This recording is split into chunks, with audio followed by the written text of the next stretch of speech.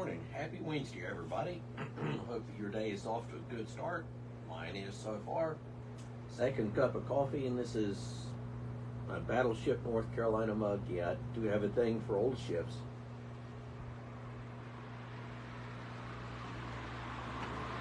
Like I've done the last couple of weeks, and probably will continue to do for the next several weeks, and I'm just going to pop the hood on the lectionary gospel reading for this upcoming Sunday. And the gospel reading for this upcoming Sunday is from Matthew 5. Let me read that for you, and I bet that this passage will be familiar. Seeing the crowds, he went up on the mountain, and when he sat down, his disciples came to him. He opened his mouth and taught them, saying, "Blessed are the poor in spirit, for theirs is the kingdom of heaven. Blessed are those who mourn, for they shall be comforted. Blessed are the meek, for they shall inherit the earth. Blessed are those who hunger and thirst for righteousness, for they shall be satisfied. Blessed are the merciful, for they shall receive mercy. Blessed are the pure in heart, for they shall see God. Blessed are the peacemakers, for they shall be called the sons of God. Blessed are those who are persecuted for righteousness' sake, for theirs is the kingdom of heaven. Blessed are you when others revile you and persecute you and utter all kinds of evil against you falsely on my account. Rejoice and be glad, for your reward is great in heaven, for so they persecuted the prophets who were before you." These are the first words that Matthew records Jesus as saying, or the first teachings that Matthew records Jesus as saying. So if you wanted to look back over the previous couple of chapters in Matthew, you'll find that Jesus has been down to the Jordan River near the ancient city of Jericho to be baptized by John. Immediately after his baptism, he goes up through the city of Jericho into the hill country above the city, and there he fasts for 40 days and is tempted by Satan. And after that, he returns back home. He returns back home to Galilee, to his hometown of Nazareth. And from there, he begins his ministry. He goes to the Sea of Galilee and calls his first disciples and sort of sets up a home base, if you will, in the town of Capernaum. And the end of chapter 4, Jesus has called his disciples, and we're told that he goes around the region healing and casting out demons and telling people about the kingdom of God. And in chapter 5, we have for the first time actual teachings that Jesus gives. Matthew is sometimes called, it's normally regarded as the most Jewish of the Gospels. And this episode here is an example of that.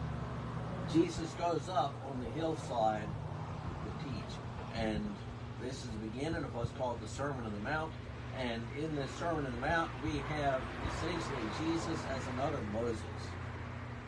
Moses went up on Mount Sinai to receive the law, and the law came down from Mount Sinai, and now Jesus goes up on top of this hillside, and he, in essence, radically reinterprets the law. And if you go to Israel now, and like I mentioned last week, the lead group over there, poster group over there next year about this time, you go up on the mountain of Beatitudes. You go up that hill, and there's a little chapel there right now. Beautiful hill directly overlooking the Sea of Galilee. So Jesus goes up there after he's healed a lot of people and taught the crowds, and he goes up the hillside, his disciples after him, and he sits down. And sitting was the normal posture of teaching in the day. In our culture, normally if you're going to teach, you stand up. You're going to speak publicly, you stand. In their culture, you sat. And he sat down and he began to teach them. Blessed are you. Blessed are the poor in spirit. Theirs is the kingdom of heaven. Blessed are those who mourn, for they shall be comforted. Blessed are the meek, for they shall inherit the earth. Blessed are those who hunger and thirst for righteousness, for they shall be satisfied. Blessed are the merciful, for they shall receive mercy. Blessed are the pure in heart, for they shall see God. Blessed are the peacemakers, they shall be called the sons of God, the children of God. Blessed are those who are persecuted for righteousness' sake, for theirs is the kingdom.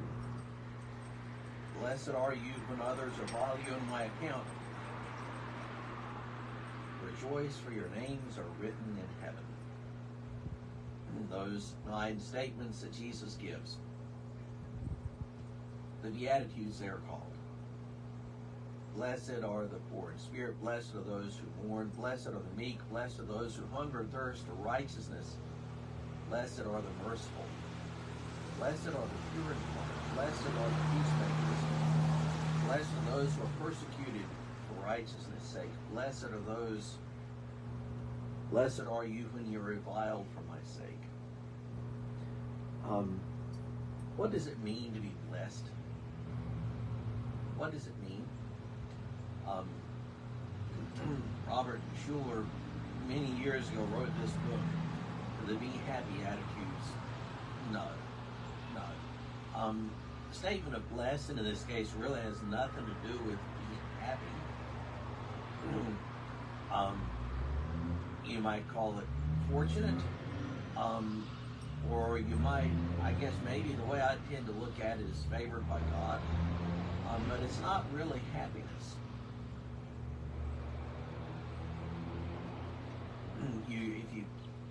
If you are on social media much, you've probably seen somebody put a hashtag sign, like the numeral sign, and blessed after that. Hashtag blessed. And that is over a big family meal, or hashtag blessed over a car that they've just bought, or hashtag blessed when they've just gotten to their nice vacation home, or hashtag blessed over whatever. In reality, Jesus is giving us a very countercultural conception of what it is to be blessed. He's given us a very countercultural conception of what it is to be blessed.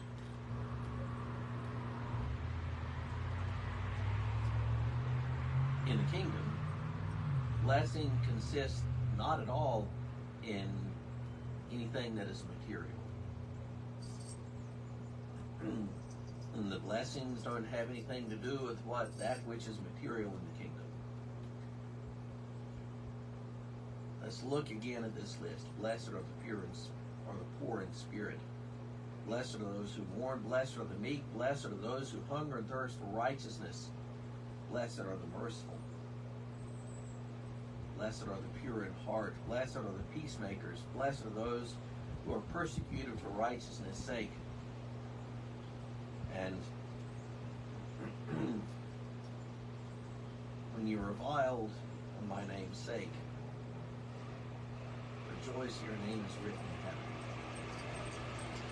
None of those have to do with material things.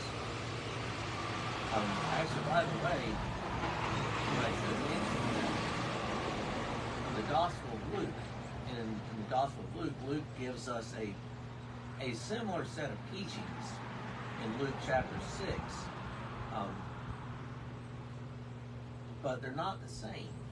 So I'd encourage you sometime to look at Luke's what's called the Sermon on the Plain in Luke chapter 6, in Luke's account of the Beatitudes, or his version of it, which is somewhat different than Matthew's. Read that sometime and compare the two, and you'll notice some striking differences. When we look at this list, they are countercultural. They have nothing to do with #blessed at all. They are countercultural. There are 9 of them, and the one in the middle is the most important one. Normally in the Bible, in their way of writing at the time, if you have a list of things, or a series of statements, the one in the middle, or the ones nearest the middle, are the most important. They're sort of the hinge. If you have, sometimes in the Gospels, you'll find an episode described, you have one thing sort of inserted in the middle of a larger story, and that one thing that's inserted in the middle is the most important. So it is here. You have 9 statements. Blessed are thee, blessed are thee. And the one in the middle is the hinge. It is the most important. Blessed are the merciful. The 4 statements before that tend to be statements of being.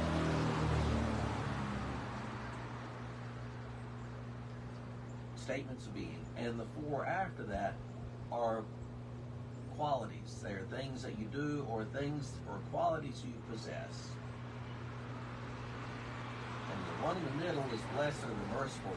And we can't help but think Old Testament here. How many times God refers to himself as merciful?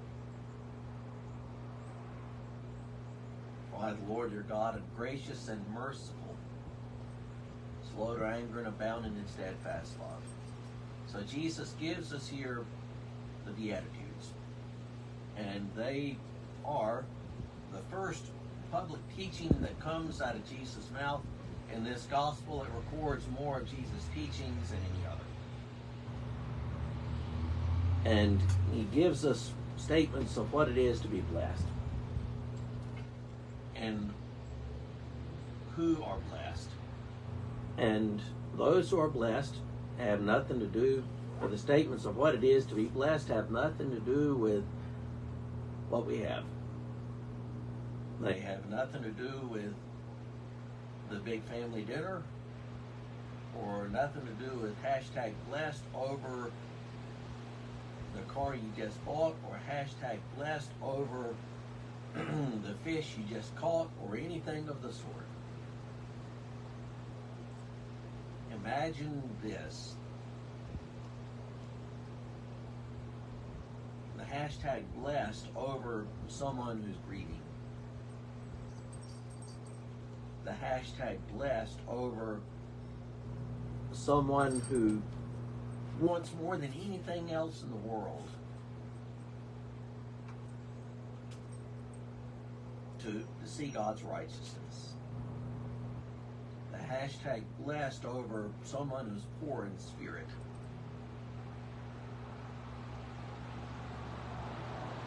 The #blessed over someone who's meek. The #blessed over someone who shows mercy. That's what it is to be blessed. Those who are blessed are the ones who are poor in spirit, those who hunger and thirst for righteousness, those who are merciful, those who yearn to see the righteousness of God, those who are the peacemakers. Those are the ones who are blessed. Those are the ones who are favored by God. So, with that good word, have a great rest of your Wednesday.